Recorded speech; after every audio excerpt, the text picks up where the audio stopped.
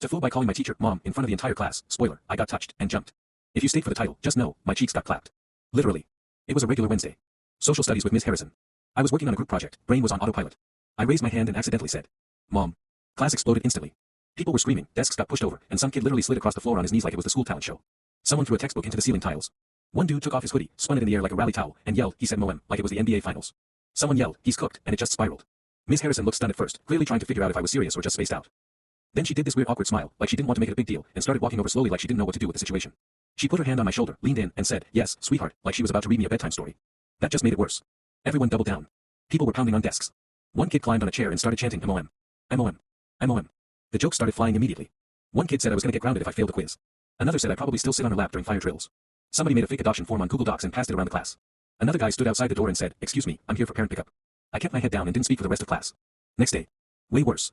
People were calling me Lil Harrison. Someone made a fake PTA sign-up sheet with my name and parent, Ms. Harrison. It got taped to my locker. Then came the bathroom incident. I went to pee during lunch. 3 older dudes followed me in.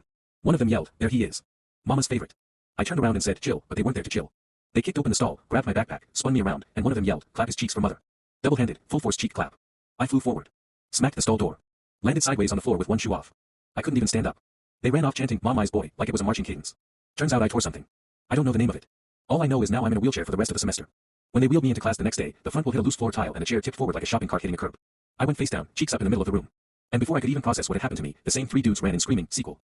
And clapped my cheeks again. Ms. Harrison just stood there and whispered, let me try too.